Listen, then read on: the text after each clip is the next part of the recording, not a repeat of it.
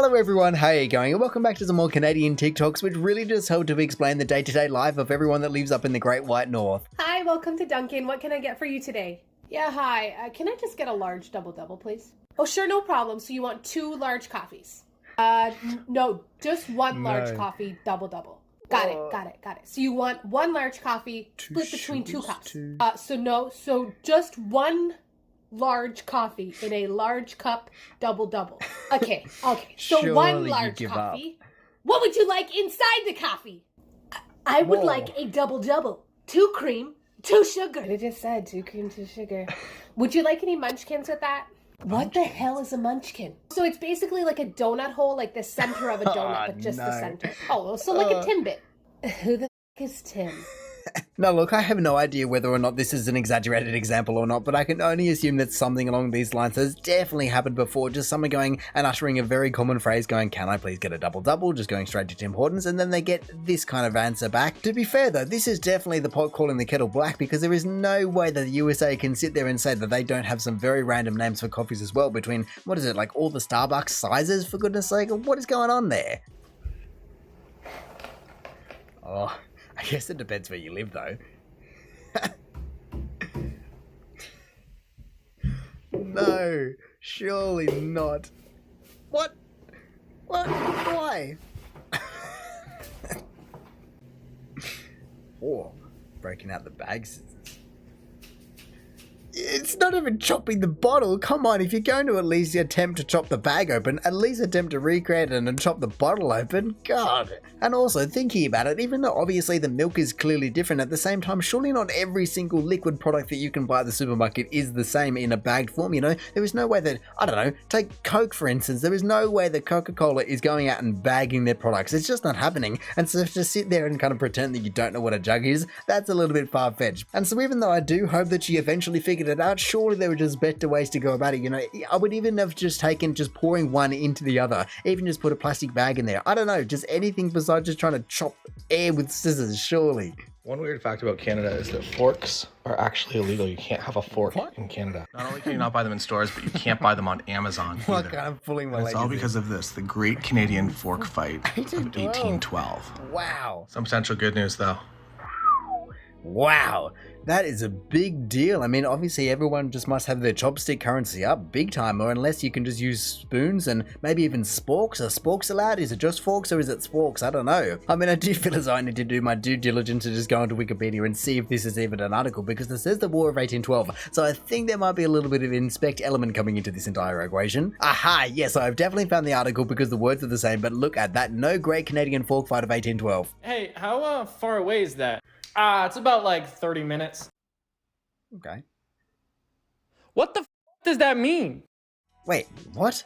What do you mean? What do you mean? That is just the most self-explanatory thing in the world. I would even go as far to say that it is actually the correct unit of measurement, because if you only care about the distance and not the speed in which you travel that distance, then you are going to be in for one hell of a time. As for goodness sake, when you're getting directions on Google, for instance, that is why they offer you the option to either walk, car, train, or plane, because, well, if you're going to be traveling Sydney to Perth, walking or planing, there's a big difference there, and so one might take you your entire life, and the other might take you just 5 hours, and that definitely matters, and so you want to know the time more than the kilometers. Madame, can I please use the bathroom?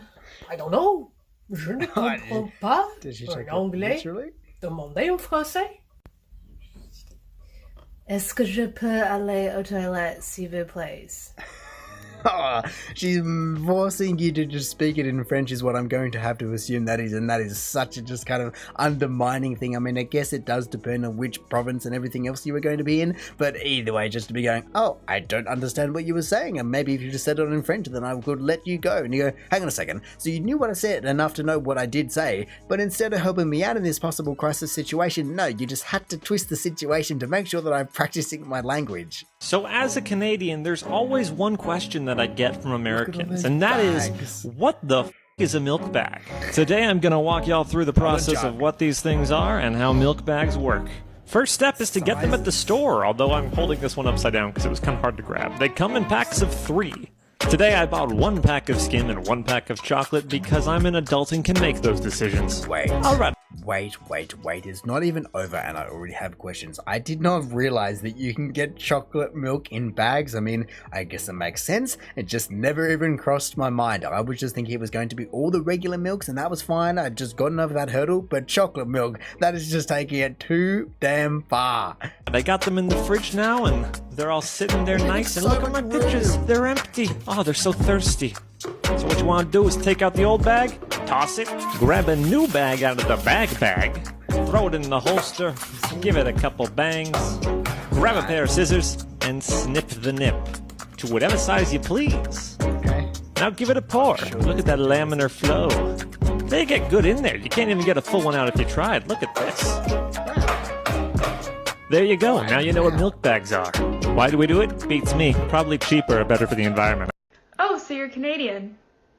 Then take a shot of maple syrup. Just one, you child. Behold my fleet of ships. Evidence so you know it's real. Fun fact, this is a lesser-known component of the citizenship test. Speaking of, this is my American girlfriend, and she will be taking these shots with me. This is her unofficial citizenship test. I don't think that's in the rules. You're silly. Yes, it is. All right, you ready to do this? No. Okay, well, too late. So thick. Oh, so much sugar. Oh, God. Oh, Canadian whiskey, chaser.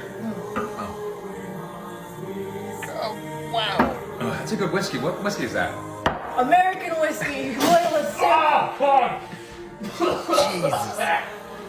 Wow, 400 calories a piece. That is outrageous. Is that a double shot as well? Because they were massive, it looked like. I can only assume that it's a double shot. Why do you have that many double shots of maple syrup? That's like a whole bottle, basically, that is used on 6 shots. I mean, I do love the fact that he was completely fine with the entire maple syrup process, but it wasn't until he found out that it was having American whiskey that the entire thing just crumbled underneath him. And look, obviously, coming back to the original challenge, I'd never claimed to be Canadian, so I think I just have to skirt around this one. I mean, if I had maple syrup, maybe I'd do it, but I also don't feel as though I want to consume 400 calories right now. That seems a little bit overkill to me. To be fair though, his reaction is exactly the same reaction that I would have if someone dared to challenge me to Vegemite. You know, I would do Vegemite right this second because I've got it. I know I've got it, but I don't know if I've got maple syrup right this second. Either way, both foods are definitely known for their strong flavor, but definitely also catered towards the country of origins people. We'll be like, I don't know how Canadians handle the cold.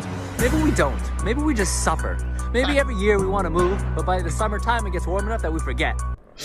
Going straight back to those lakes and you go, oh, this is lovely. We have 2 to 3 million lakes. We just go out every day. It's no worries. We just go to the cabin, all of the good stuff. And then you go, oh, actually, wait, hang on a second. Why did the summer last only 2 weeks or 3 months or whatever you want to call it? And then the rest is just ice cold. To be fair though, even though the cold is definitely not this guy's cup of tea, I have definitely heard the opposite side of the story where other guys just go, nah, no worries, minus 20, t-shirts and shorts weather, minus 40, maybe I want to just chuck on a toque or something like that. And so even though from my perspective there are plenty of things that I would not be able to deal with very well, or at least would have no idea where to start, like the icing on the window, just sort of warming up the car if it doesn't even start in the first place, all of those problems are definitely not for me. And so I think if I did move to Canada, I probably would suffer a little bit, and then I would just get to someone and go, oh, this is lovely, and then suffer again. What is the capital of Canada? Toronto. Okay. What's the capital of Canada? Ontario? Okay, close.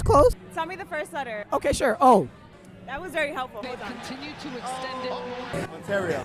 That's the province in which the capital is inside. Provinces are like states. It's Ottawa. Hey, there it is. Provinces are like states. It's Ottawa. You just say, that's a weird name for a capital. Honestly, every single capital probably in the world is a weird name for a capital because I don't believe any capital is named after an object, for goodness sake. I mean, for goodness sake, Australia has Canberra. Let alone the fact that the USA is hardly known for being very original with its naming. You know, if it's not a 1st, 2nd, or 3rd street, it's a Washington, and that's it. That's all they've got. Here's some of the biggest reasons why Canadians think Americans are weird. They start school in August. Our summer's already short enough in Canada and we don't need school starting a month earlier. They use the imperial system instead of the metric system, which means they use miles instead of kilometers and Fahrenheit instead of Celsius. It's worth noting that they are only one of 3 countries in the world that do this, which means those 3 countries are all wrong. And finally, a lot of Canadians find it super weird that a big chunk of Americans are totally fine that their healthcare isn't free.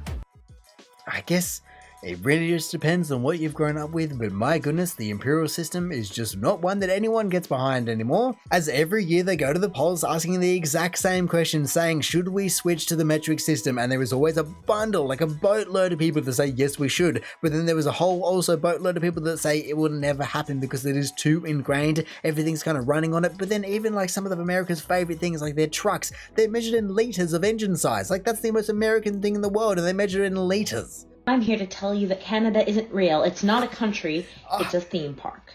Okay. Huh? Damn. First of all, Canada's a real place, and let me tell you why. I don't know, I live here. Second of all, you're making fun of our money. Dude, our money is awesome. It smells like maple syrup. Like, buddy, I think you're confused. Canada's awesome. Number 1, Tim Hortons. Number 2, hockey. Number 3, bagged milk. Yeah, it's great. Number 4, you literally have random people willing to hold the door for you anywhere you go. No questions. Okay. We literally don't bother anyone. Leave us alone. Canada's not a country, it's a theme park. Piss off. Well, for a second there, I was wondering if Australia was just about to gain a brother in arms in the argument of do we even exist? You know, apparently all Australians are just paid actors and we don't even exist. You get shipped off somewhere else. I can't even remember.